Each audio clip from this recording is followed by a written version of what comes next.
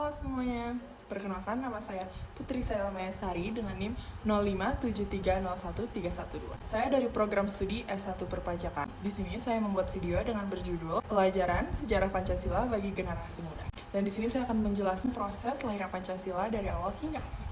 Pancasila tidak datang begitu saja, tetapi melalui proses yang sangat panjang, penuh perjuangan, penuh perdebatan, dan kesepakatan bersama oleh para tokoh bangsa kita. Pertama-tama, saya akan menjelaskan latar belakang lahirnya Pancasila terlebih dahulu. Sebelum Indonesia merdeka, kita pernah dijajah oleh Belanda selama lebih dari 350 tahun pada tahun 1942. Pada saat itu, Jepang datang dan mengalahkan Belanda. Pada saat itu, rakyat Indonesia menerima Jepang sangat senang karena Indonesia mengira Jepang akan membebaskan Indonesia.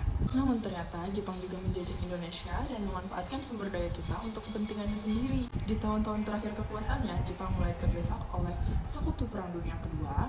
Untuk menarik simpati rakyat Indonesia, Jepang berjanji akan memberikan kemerdekaan kepada Indonesia. Sebagai bukti, pada tanggal 29 April 1945, Jepang membentuk lembaga yang bernama BPUPKI atau dalam bahasa Jepang disebut dengan Dokuritsu Jubichou Sakai. BPUPKI beranggota 62 tokoh Indonesia yang diketuai oleh tugasnya untuk menyelidiki dan mempersiapkan hal-hal penting untuk membentuk negara Indonesia yang merdeka, masuk menentukan dasar negara. Sidang pertama adalah sidang BPUPKI yang dimulai dari tanggal 29 Mei sampai dengan 1 Juni 1945. Sidang itu diadakan di gedung yang sekarang disebut dengan Gedung Pancasila yang berada di Jakarta. Tujuan sidang itu adalah untuk membahas dasar negara Indonesia.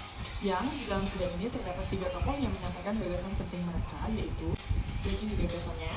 Selanjutnya, pembentukan Panitia 9 pada tanggal 22 Juni 1945. Setelah sidang pertama selesai, dibentuklah Panitia 9 yang beranggota 9 tokoh dari golongan Islam dan Nasional. Tujuannya untuk mencari rumusan dasar negara yang dapat diterima oleh semua pihak. Pada 22 Juni 1945, Panitia 9 menghasilkan naskah yang dikenal sebagai Piagam Jakarta yang berisi Piagam Jakarta ini menjadi rumusan awal Pancasila sebelum disempurnakan. Selanjutnya, sidang kedua BPUPKI pada tanggal 10 sampai 16 Juli 1945. Dalam sidang ini, BPUPKI membahas rancangan Undang-Undang Dasar 1945 termasuk bentuk negara, wilayah, pembukaan UUD yang dirancang, berisi rumusan dasar negara dari Piagam Jakarta. Setelah sidang ini selesai, BPUPKI dibubarkan pada tanggal 7 Agustus 1945 dan digantikan oleh PPKI, Panitia Persiapan Kemerdekaan Indonesia. Selanjutnya, proklamasi kemerdekaan Indonesia pada tanggal 17